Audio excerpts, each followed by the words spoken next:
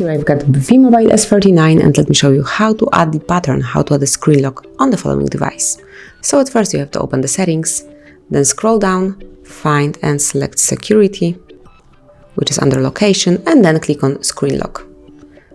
Now you can select the way that you would like to block your device, so you can pick either pattern, swipe, face unlock, PIN or the password. Let me pick for example PIN code and I will enter 1, 2, 3, 4. As you can see, it must have at least 4 digits. Click on continue.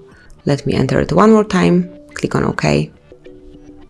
And decide if you would like to see all notification content once your device is locked, or if you would like to hide sensitive ones, or you want to see notifications at all.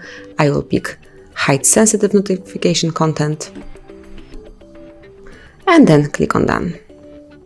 And that's it. As you can see, from now on, you will not be able to unlock your device without this PIN code. As you can see, we have to enter it to unlock the device and confirmation mark. That's it. So from now on, no stranger will be able to access your device, your V-Mobile S39. Thank you for watching. Please subscribe our channel and leave the thumbs up.